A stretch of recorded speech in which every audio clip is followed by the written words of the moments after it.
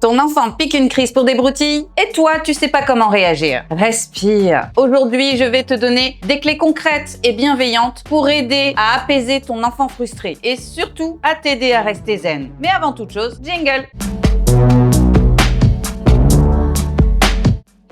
Si tu aimes les contenus de développement personnel, de mindset, de lifestyle ou de reconstruction, tu es au bon endroit. Ici, tu trouveras tout ce dont tu as besoin pour devenir la personne inarrêtable dont tu rêves. Aujourd'hui, on va voir un thème qui est assez fréquent. Je pense que tout parent a eu ce problème-là. Comment gérer les problèmes de frustration de ton enfant ? Comprendre d'où vient la frustration de l'enfant. C'est une émotion normale. C'est même plutôt sain. C'est simplement sa réaction à un besoin non comblé ou à une déception. On en a tous dans la vie. Et il est normal qu'un enfant ait besoin de temps pour apprendre à gérer ses frustrations, donc à gérer ses déceptions. Il ne peut pas tout avoir. Et ça ne fait pas de toi une mauvaise mère. La vie est faite de règles, de cadres. C'est ainsi. Et il va devoir apprendre à son rythme, bien sûr, qu'il ne peut pas toujours avoir ce qu'il veut, quand il le veut. Leur cerveau émotionnel n'est pas encore mature. Ben oui les gars, c'est que des enfants. Donc forcément, ils n'ont pas les mots pour verbaliser les choses, du moins les sentiments qu'ils ressentent. À la place, ils ont un truc particulièrement chiant. Oui, on va le dire, c'est chiant. Ils ont les cris, et ça, les cris, ils savent très bien le manifester. Ça, ils l'ont acquis. Vous, je sais pas, mais alors moi, les miens, ils l'ont acquis très très vite. C'est à nous de mettre en place certaines choses pour les aider à trouver un autre mode de verbalisation de leurs émotions hors des cris et des crises qu'ils peuvent avoir. Parce qu'on va le dire, faut pas se leurrer, hein. C'est ton calme qui va réguler le sien, pas l'inverse. C'est pas toi qui dois te caler sur l'émotion de ton enfant. Je vois souvent des parents hurler sur des enfants qui hurlent. C'est pas une solution. Mais attention, être calme ne veut pas dire céder. Avoir des problèmes à gérer sa frustration n'autorise pas à un enfant à être mal élevé, injurieux ou violent avec ses parents. Il faut arrêter de faire l'amalgame. À un moment donné, tu ne peux pas toujours tout laisser passer. Il faut savoir se montrer ferme, en étant calme et serein, sans cri, toujours dans la bienveillance, mais une bienveillance avec une certaine fermeté. Tu es le parent. Ça n'est pas ta progéniture, peu importe tout l'amour que tu peux lui porter, qui doit gérer l'ensemble de la maison. Tu es le parent, tu fixes les limites. Mais rassure-toi, je vais te donner des clés qui fonctionnent puisque, je le rappelle, j'ai 3 enfants, donc je l'ai testé 3 fois. Je vais te donner les clés qui vont t'aider à ramener une certaine harmonie à la maison et qui va surtout aider ton enfant à mieux gérer ses frustrations. Ce sont des clés simples mais concrètes. La première clé, c'est de nommer l'émotion. Alors, je vous dis pas de trouver des noms débiles. Non. Un enfant qui est en crise parce qu'il est frustré, il doit se sentir compris. Tu peux lui dire « Je vois que tu es frustré parce que tu voulais jouer et que je t'ai dit que ça n'était plus l'heure de jouer. » L'enfant, le fait d'être compris, va déjà instantanément baisser en décibels. Il va attendre la suite. Tu auras éveillé son intérêt. Nommer une émotion, c'est déjà la rendre concrète. L'enfant se sent compris, se sera pris en compte et c'est ce qui compte. La deuxième clé, c'est lui donner le choix pour retrouver un semblant de contrôle. Tu ne peux pas juste imposer les choses sans lui expliquer. Un enfant qui ne gère pas bien encore ses frustrations va se sentir piégé. Et c'est là où la crise va s'amplifier encore plus. Tu ne peux pas céder. Mais tu peux trouver une alternative qui va surtout l'aider à redescendre et à lui donner l'impression qu'il a le choix. Mais bien sûr, un choix limité de ce que tu as décidé. Par exemple, pour reprendre le même exemple, tu peux lui dire, tu as le choix. Soit tu te dépêches de ranger la chambre avant le repas et si tu as encore du temps, tu pourras jouer. Ou bien, tu joueras demain. Tu lui as donné un semblant de choix, le fait de pouvoir jouer aujourd'hui même après une action bien définie ou attendre demain. Tu n'as pas cédé. Tu as dit on arrête de jouer, là, maintenant. C'est un fait, mais lui va simplement retenir si je me dépêche, je peux jouer encore ou bien sinon, je jouerai plutôt demain. Il y a un semblant de choix que tu as décidé. Tu n'as pas cédé à ses caprices puisque l'ordre initial c'est d'arrêter de jouer maintenant. Tu lui as donné un choix. Et lui va se sentir valorisé et il va se sentir dans un état de force. Ce qui lui permet de se dire c'est moi qui choisis. Et ça va beaucoup aider également à stopper sa crise de frustration. La troisième clé, c'est le préparer à l'avance. Donne-lui une deadline. S'il y a de quoi se repérer dans le temps, tu vas éviter justement les crises. Toujours dans le même cas, 5 minutes avant l'heure fatidique, tu lui dis voilà, dans 5 minutes, on arrête de jouer et on range les jouets. Ça lui laisse le temps de se préparer. Il sait que dans un temps très limité, il va devoir s'arrêter de jouer. Le fait d'avoir anticipé les choses empêche une éventuelle crise de se développer. Dans sa tête, il a 5 minutes pour se faire à l'idée. Je ne te dis pas que ça va marcher comme ça. Il leur faut du temps à nos petites têtes blondes. Mais en soi, ça va aider soit à empêcher la crise de se développer, soit à la diminuer en intensité.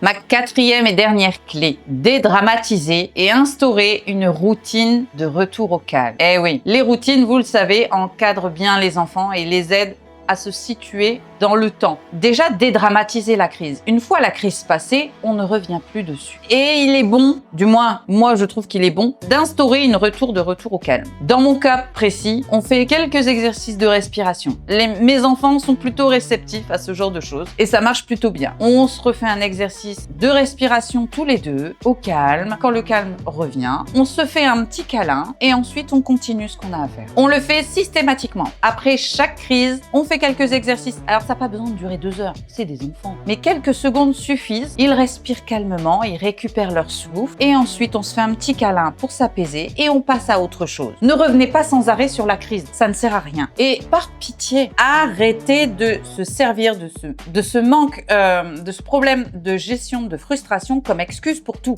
Un enfant qui vous frappe, ça n'est pas autorisé. Point, il faut être ferme. Un enfant qui vous insulte, qui hurle ou qui se met en danger, ça n'est pas tolérable. Arrêtez d'en faire des sales gosses. Le fait de mal gérer la frustration ne veut pas dire en faire des sales gosses. À un moment donné, il y a des règles, il doit les comprendre. Il va les apprendre. Certains enfants comprennent très rapidement à comment gérer leur frustration. Et là, c'est cool. J'avoue, j'en fais partie. Mais c'est pas le cas de tous les enfants. Certains enfants ont besoin de plus de temps. Et c'est ok. Il n'y a pas mort d'homme. La gestion de la frustration, c'est pas quelque chose d'inné, mais c'est quelque chose qui s'apprend. Et nous, en tant que parents, on doit être là à les aider à l'apprendre. On ne doit pas céder sous prétexte qu'il gère mal sa frustration. Vous ne l'aidez pas. En cédant, vous allez aggraver le problème. Soyez ferme. Vous avez dit non, c'est non. Mais il y a des moyens de calmer ces crises et de lui faire comprendre pourquoi c'est non. Déjà, en expliquant les choses, vous allez automatiquement baisser cette crise de colère, cette frustration qu'il a. Il comprendra pourquoi il ne peut pas avoir ce qu'il veut. Et c'est déjà beaucoup plus constructif que de céder pour éviter qu'il fasse une colère. De plus, vos enfants sont intelligents. Ils le savent qu'on n'aime pas les voir pleurer ou qu'on n'aime pas les voir en crise à l'extérieur. Ils sont pas complètement idiots, hein, bien au contraire. Et ils ont bien compris que pour obtenir ce qu'ils voulaient, une bonne crise en public, ça marchait bien. Soyez ferme, vraiment. Je sais que c'est difficile, mais ça ne fait pas de vous une mauvaise mère. Bien au contraire. Vous êtes des championnes ou des champions pour les papas. Vous êtes de bons parents. Simplement, un apprentissage ne se fait pas du jour au lendemain. Ça prend du temps et de la répétition.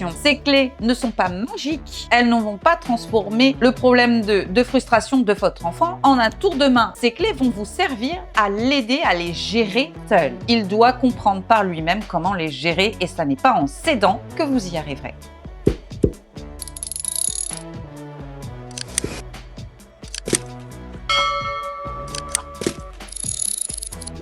Ce que ça va changer dans votre quotidien. Déjà, un retour au calme. On va pas se le cacher. Les entendre hurler, claquer au sol, c'est tout sauf plaisant. On va pas se le cacher. Ce retour au calme va vraiment être bénéfique. Vous allez retrouver également cette complicité qu'on a avec nos enfants. Et oui, ces crises de frustration sont vraiment très difficiles à supporter en tant que parents. Je le sais. Et ça nous met en stress. Et du coup, ça peut instaurer une certaine distance avec notre enfant. Donc ces clés-là, ça va vous aider à retrouver cette complicité que vous aviez avec vos enfants. Ce retour au calme, cette complicité retrouvée va vous faire énormément de bien. Ensuite, votre enfant, lui, grâce à ces clés-là, va apprendre à mettre des mots sur ses émotions. Il va donc comprendre quelles sont les émotions qu'il ressent et à quel moment. Une fois qu'il sait ce qu'il ressent, il va pouvoir mieux gérer ses émotions. Et vous, en tant que parent, vous allez vous sentir tellement fier, mais tellement bien, parce que vous aurez gardé votre calme, vous allez réussir à gérer ces crises, et on va pas se le dire, pour notre ego, c'est génial. Il y a Metallica qui colle dans mon dos et qui me chatouille. Il y a des bonjour, toi. Ah, il est là. Bonjour. T'as fini? Non. Voilà. En conclusion, je dirais que si vos enfants ont du mal à gérer leur frustration, ça ne fait pas de vous de mauvais parents. Bien au contraire, vous êtes de bons parents. Simplement, vous êtes des parents qui apprenez à mieux communiquer avec votre enfant. Et ça, c'est puissant, c'est même super puissant. Ça ne fait pas de vous de mauvais parents parce que votre enfant ne fait pas tout comme ça. Chaque enfant évolue à son rythme. Il n'y a pas de, il y a du retard ou il n'y a pas de retard, il fait bien ou il fait mal. Il apprend à son rythme. Et ça ne fait pas non plus de lui un mauvais enfant parce qu'il fait des crises. Tous les enfants de la planète, à un moment donné, font des crises. Alan, par exemple, parce que de mes trois, c'est lui qui a eu la crise la plus difficile au niveau de la frustration. Heureusement pour moi, je touche du bois, ça n'a pas duré longtemps. Et heureusement, croyez-moi. Alan, quand il ne savait pas gérer sa frustration, il hurlait. Il ne criait pas, il hurlait. Littéralement. Pour rappel, je vis en appartement, alors imaginez les relations avec les voisins. C'était folklore. Ça a été extrêmement compliqué, c'était très stressant et garder son calme, honnêtement, c'était pas toujours facile. D'ailleurs, je vous l'avoue, il m'arrivait également de péter un plomb et Eric prenait le relais parce que je n'y arrivais plus. Il hurlait en ouvrant les yeux le matin et hurlait en les fermant le soir. Donc, quand je vous dis hurler, c'était tout le temps.